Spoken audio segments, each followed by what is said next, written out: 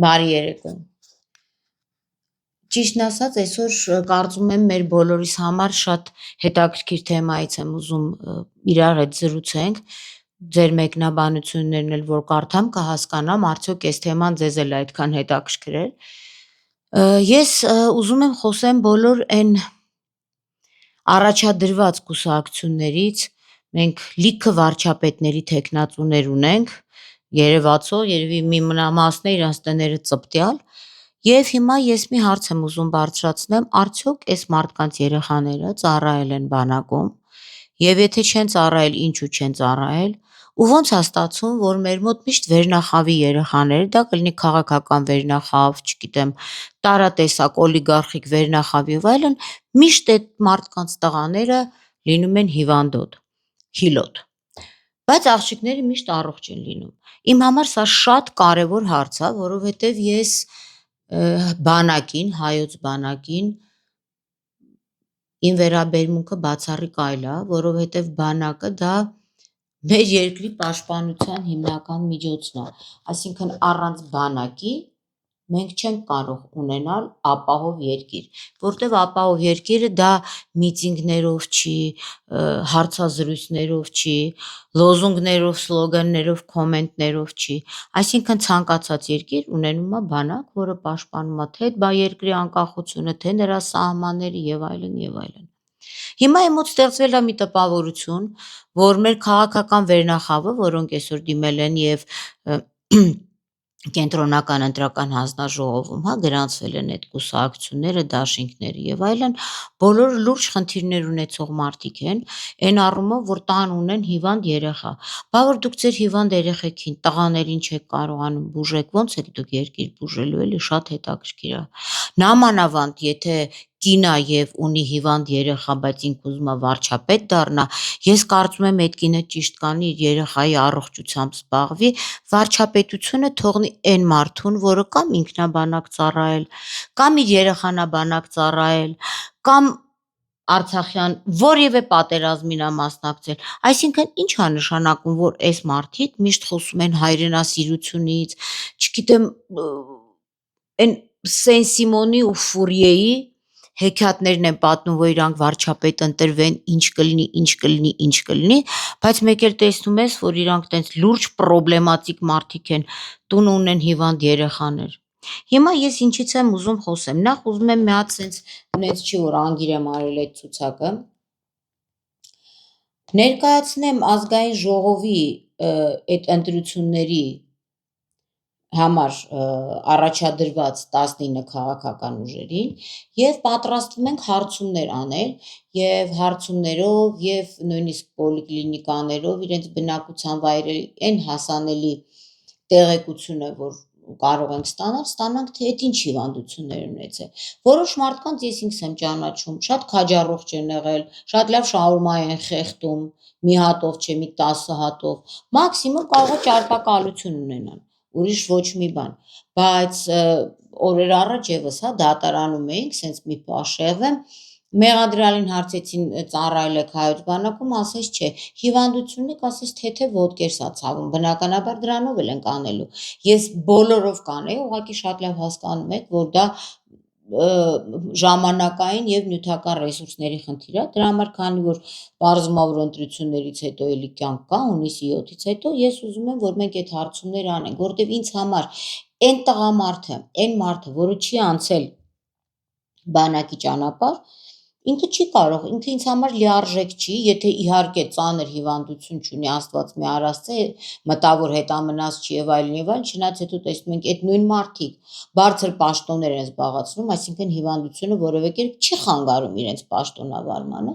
բայց այդ մարդիկ ինձ համար լիարժեք չեն եւ չեմ պատկերացնում, որ իրենք կարող են լիարժեք, այսինքն կարող է լիարժեք այթիշնիկ լինի, լիարժեք, չգիտեմ, խոհարար լինի, դասախոս լինի եւ այլն, բայց չի կարող լինել մի մարդ, որ ուզում է պետություն ղեկավարի եւ ավելին խոսա պետության անվտանգության մասին, որովհետեւ բանակը դա միայն զինվոր ձևավորող կառույց չի, էլի, այնտեղ քաղաքացի եւ առաջնորդ, որտեւ բանակը դա երկրի մոդելն է, փոքր մոդելն է։ ու առաջներում հիմա կասեն, հա, դուք էսի մնդե հին մարդիկ բան, հա, որ գնում են աղջիկ ուզելու, հարցնում են այդ տղան բանակ ծառայելա, որտեվ բանակում է տղամարդը կայանում։ Իրա մամայի փեշից կամ այն, չգիտեմ, ուրիշ տեղից դուրս է գալիս, գնում է բանակ եւ այնտեղ երևում է իր իրական գինը, իր արժեքը կներեք, իր իրական արժեքը, իր արժե համակարգը, իր կանգուն լինելը, թե չէ մամայի փեշի տակ նամանավանդ հիմա սոտովեով զանգելով բոլորն էլ ասեն կարող են լավ տղան լինի, տղա լինել։ Այդ բանակում է երևում տղամարդու արժեքը։ Եվ իհարկե ես դեմ չեմ, որ աղջիկներն էլ ծառայեն բանակում, բայց փաստորեն դուրս է գալիս, որ մեր տղաները տենց ուզում են մենակ աղջիկներին զիջեն իրանց տեղը, լավ կլինի, որ այլ տեղեր իրանք աթոռը զիջեն, բայց ոչ բանակում։ Եվ ամենակարևոր հանգամանքներից մեկը նաև ինձ համար, եւ կարծում եմ շատերի համար նաև, որ բանակը ինքը պետության հիմնարար կառույցներից է, դա ուղղակի ինստիտուտ չի, դա չգիտեմ այնտեղ դպրոց գնալ չի, մենակ որ ասենք մաման տանում է դպրոց առաջի մի քանի դասարանը, հետո արդեն մարդ ինքն է գնում։ Դե որ տենց է դպրոց էլ մի գնացեք, անգրագետ գնացեք եւ երկիր ղեկավարեք։ Նախ պետքա լինի որոշակի, կարծում եմ, սա խտրականություն չի իմ ասածը, սա շատ նորմալ է, որոշակի կրթական ցենզ պետքա լինի, որոշակի հոգեկան առողջության մասին փաստող ինֆորմացիա պետքա լինի, որտեղ դուք պատկերացրեք, որ գալիս են մարդիկ, որոնք ոչ բանակ են ծառայել, միգուցե առողջական խնդիրներ ունեն, այդ առողջական խնդիրներին մի փաստաթուղթ վերցնում են, որ չունեն, բայց հատուկ մեջը ինչ-որ մի բան նշված է, որ իրանք կամ իրանց բալիկները բանակ չեն ծառայել։ Սա վերաբերում է նաև այն բոլոր անձանց, ում երեխաները չեն ծառայել, որովհետև ոնց կարող է մարդ լինի երկրի քաղաքական ղեկավար, եւ ասենք քրեական օրենսգրքում, հա, հոդված կա ծառայությունից խուսափելու համար, ու ինչ որ մեկին տանեն դատապարտեն, բայց մեկը շուրջ չի գա, ասի, բայց դու էլ չես ծառայել, քո տղեն էլ չի ծառայել, ու вообще քո օրողբոր տղեն էլ չի ծառայել, քո մոր քրոջ տղան, ու այս չաղճոճայի տղան էլ չի ծառայել, բա տենց ոնց է լինում։ Ոնց է լինում, ուտելուց լավ են ծառայելուց վատ են, հա, տենց բան չկա։ Եվ իմ համար սա շատ կարևոր է, ես չեմ ասում, որ սա կարող է որոշիչ լինի այս ընտրությունների համար, բայց մենք սա պետք է անենք, որովհետև ինձ համար ծառայությունից խուսափելը դա ինչի եմ ես հիմա ասում ես քաղաքական ուժում, դա անձնական խնդիր չի, դա նաև հասարակական որոշակի պատասխանատվություն է։ Եվ ամենահետաքրքիր բանը գիտեք ինչն է, որ չգիտես ոնց մեր երկրում մասնավորապես միշտ հիվանդ են հարուստների երեխեքը։ Փաստորեն հարստությունը վտանգավոր է ձեր առողջության համար։ Կամ վարչապետացու ճոճաների երեխաները։ Ճոճաներ ջան, գնացեք տունը ճաշեփեք խոհանոցում եւ ձեր բալիկներին նենց կերակրեք, որ այդ բալիկները չհիվանդանան։ Փառք Աստծո, եթե առողջ լինեն բանակում ծառայեն, դուք կարող եք վարչապետ չէ, ադմիրալ էլ դառնալ կամ չգիտեմ, եսի ինչ դառնալ, ինչ որ դուք ուզում եք։ Բայց եթե դուք ունեք հիվանդ բալիկ, նստեք ձեր հիվանդ երեխային կամ ուրեմն այնքան վատ ծնող եք եղել, որ չեք կարողացել այդ հիվանդությունները կասեցնել։ Իհարկե չկա այդ հիվանդությունները, մենք շատ լավ հասկանում ենք։ Մյուս կողմից պարզվում է, որ ինչքան թեր սնված է լինում երեխան, այսինքն աղքատ ընտանիքներում, ինչքան քիչ է կրապ, կրիվետկա, անգուս կամ չգիտեմ ընդ ֆուագրա կերել, մեկը տեսնում ես այդ աղքատ երեխեքը, այնքան իրանք հայրենասեր են, ինքան իրանք առողջ են, այդ ոնց եք դուք որոշել, որ պետք է այն չունևորների, շրջապատ չունեցողների, բժիշկ ճոճա, ով որ լսում է ինձ լավ գիտի, թե ինչի մասին եմ խոսում, չունեցողների երեխաները պարտադիր գնան ծառայեն, հա, այսինքն ոնց կլինի, ոնց եք դուք դա պատկերացնում, որ եթե մարդը չունևոր է, նույնիսկ իր երեխան ունի ֆիզիկական արատներ կամ խնդիրներ, պետքա գնա ծառայի։ Հավաքների ժամանակ անընդհատ կարուսելի պես նույն մարդիկ, բա ձեր լակոտներն ինչի համար են որոճալու, հա? Որ դուք հետո գնաք, ասեք մենք վարչապետ ենք դառնում, եսի ինչ ենք անում, էս ենք անում, այն է։ Մի հատ էլ դուք ձեզ նայեք։ Հետո նոր ցած գնացեք գրանցվեք խրձերով։ Հիմա ասածս ինչ է, ես արագի մեջ ուզում եմ անցնեմ այդ կուսակցությունների անուններով եւ ոչ մենակ կուսակցության ղեկավարները, ինչքան որ կհասցնենք, Մենք նաև այդ առաջի եռյակ, քառյակ, հա, այդտեղ էլ պետքա խորանանք եւ հասկանանք, որովհետեւ մարդը կարող է լինի տղամարդ լինի վարչապետի թեկնածու ծառայած լինի կամ իր երեխան ծառայած լինի, բայց կարող է երկրորդ համարը լինի ծյոծյայի բալիկը ծառայած չլինի ու ասենք կամ մեկինը ծառայած չլինի, փախած լինի ընդհանրապես երկրից։ Ոնց կարա սենց բան լինի։ Ու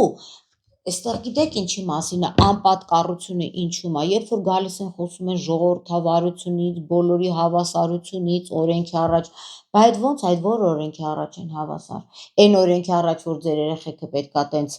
ազատ ֆրֆռան, հա։ Այն մնացած երեխեքը պետքա ծառայեն, սա նաև վերաբերում է այս հարցումները մանել բնականաբար Արցախից թռած այդ սուտի գեներալչիկների, բալիկների վերաբերյալ էլ, որտեվ դա էլ մի ուրիշ թեմա է, որ մեր երեխաները ինչի պետքա գնային հազարներով զոհվեն, իրանք իրաց լաճերին առած գային այստեղ մանգային։ Բա հիմա դուք ուզում եք դառնաք վարչապետեր, մինիմում, բոլորդ վարչապետի թեկնածու եք, փոխվարչապետ նիպրակացիտ, ասում ես ես ոնց ես փոխվարչապետ, ես իմ գիտելիքներով բան։ Ոնց եք դուք պատկերացնում, ոնց։ Եվ ես օրինակ լինեի կենտրոնական ընտրական հանձնաժողով, չէի գրանցի այն կուսակցությունները, որոնք չեն ծառայել օբյեկտիվ պատճառ, չի կարող էլի որ բոլորը հիվանդ լինեն, հա կարող է այդքանի մեջ մի հոգի լինի հիվանդոտ կամ հիլոտ կամ չգիտեմ, խնդիրներ ունենա մտավոր։ Չէի գրանցի նաև այն մարդկանց, ում ընկալման շեմն է շատ ցածր, ովքեր գերագիտություն չունեն, որովհետև մարդը, որ չունի գերագիտություն, չի պատկերացնում պետության ղեկավարման մոդելը, կառավարման մոդելը։ Ինքը չի կարող ղեկավարել, որտեղ վարչապետը ինչ է, լավ մենեջեր է։ Երկրի տերը մենք ենք, սրանք չեն հասկանում, որ տենց խրձով գնում սա ուզում են վարչապետ դառնան, գիտեն իրանք են տերը։ Չէ, երկրի տերը մենք ենք, ուղղակի չգիտեմ ինչի մեր ազգի մեջ այդ պահանջատիրությունը տենց էլ չմտավ։ Մենք ենք, մենք փող ենք տալու, որ այդ մենեջերը լավ երկիրը կառավարի։ Բա դուք պատկերացնում եք, չի կարող իր երեխայի առողջականը կառավարի։ Իհարկե սա հասկանում եք իրոնիա է, որովհետև իրանց երեխեքի առողջականը բոլորինը շատ լավ է, ուղղակի շատ լավ ծանոթներ ունեն եւ սա կոռուպցիոն ռիսկեր է։ Այն մարդիկ, ովքեր կոռուպցիոն ռիսկերով իրանց լակոտներին ազատել են, տղա չեմ ասում, որովհետև տղան ծառայող տղան է, տղան Ռոբերտ Աբաջանն էր, տղան այն բոլորն էին, որ գնացին կանգնեցին սա մեր հողի համար, իրանք են տղան նրանք են իրականում եմ ասում, այսօր որ սենց տղան նրանք են, որ իրանց մամայի փեշի տակ չմնացին, կամավոր գնացին։ Մարդիկ են եղել, որ 2 անգամ գնացել են հետ են ուղարկի, բայց իրանք գնացել են կամավոր։ Այդ ձեր երեխեքը տենց ծանր հիվանդ են, հա։ Բայց այդ փողերը, որ հիմա գնում եք ընդ ընտրարշավները կան, դրեք տարեք արտասահմանում բուժեք ձեր երեխեքին, հետո կգաք կդառնաք էլի վարչապետ։ Թե վարչապետ դառնալը տենց նպատակային է, բալեն էլ չպետք է ծառայի, մամայի վարտիքից դուրս չեկած բալեք են այն բոլորը, ով որ բանակից ֆոբիա ունի, բանակաֆոբիայով տառապողներ։ Հիմա ես ուզում եմ ասեմ այն բոլոր կուսակցությունները, դուք բոլորդ էլ ասենք մոտավորապես գիտեք, թե ապրիլի 23-ին հունիսի 7-ի ընտրությունների համար, ազգային ժողովի հերթական ընտրությունների համար կենտրոնական ընտրական հանձնաժողովում առաջադրվել է 19 քաղաքական ուժ։ Դրանցից մի մասը 2 հոգի են, ինքը մեկ է իր շվաքը հայելու մեջ, ասենք, այդ քաղաքական ուժ կոչվածները, եւ դաշինքներ ընտրական ցուցակների գրանցման վերջնաժամկետն էլ մայիսի 3-ն է։ Ես կոչ եմ անում, որպեսզի էլ չեմ ուզում կարդամ ձեր ժամանակը չսպառեմ, ես կոչ եմ անում կենտրոնական ընտրական հանձնաժողովին, երևի թե դա պետք էր վաղուց։ Էլ եմ ասում, ստեղ խտրականության խնդիր չկա։ Չի կարող բանակ չծառայած մարդը կառավարել երկիր, ղեկավարել։ Եվ չի կարող այն մամաներն ու պապաները, ում բալեկը չեն ծառայել, գան ի վերջո օրենսդրում լինեն եւ օրենքը չհարգեն, այսինքն որ իրանց լակոտներին փախցրել են։ Սա է խնդիրը։ Մենք այսօր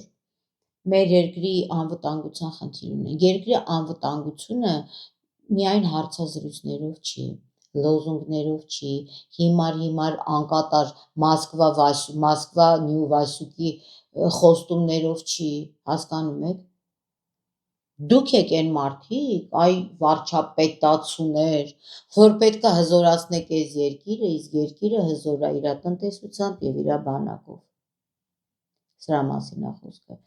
Ես հուսամ, որ ուշի ուշով կհետևեք, որովհետեւ մենք հարցումները կանենք, կարծում եմ դե պատասխաններ կստանանք եւ որ կուսակցության առաջնորդի այն առաջի 4-5 անդամի վերաբերյալ մենք կունենանք տեղեկություններ, անպայման կկիսվենք մեր հետևորդների հետ, ազգը պիտի ճանաչի բանակից թռածներին, անպայման պետք է ճանաչի, որովհետև այսօր մեկ այլ վատ իրողության հանդիպեցի, երբ որ նորից էլի այդ նոր բան չի, երբ որ Իսակովի պողոտայից խոսում ենք, փաստացի երկիր սիրողների համար Իսակովի պողոտայում մենակ գերեզմանոցի տեղ է գտնվել, իսկ երկրից ու բանակից թռածների համար ճոխ գույքերի, սա չի կարա լինի այս երկրում եւ հարգելի վարչապետացուներ, մի հատ մտածեք, ես որևէ կուսակցության չեմ հարում, բայց բոլորիդ անունները բնականաբար հրապարակելու եմ եւ ձեր բալիկների անունները եւ հետամուտ եմ լինելու, ուզում ա 10 սռոք վարչապետ ընտրվեք, ուզում ա սուպեր վարչապետ ընտրվեք, վարչապետ XXL ընտրվեք, հասկանում եք, մենք հետամուտ ենք լինելու, որովհետև դուք իրավունք չունեք ժողովրդին խաբել, դուք իրավունք չունեք դեռ չընտրված խտրականությանը կողմ լինել, դե մնացածներ չասեմ էլի, կտեսնեք, սա լինելու է եւ կարծում եմ սա գերազանց նախաձեռնություն, առայժմ այսքանը, շնորհակալ եմ բոլոր նրանց, ովքեր ինձ լսեցին, լավ մնացեք։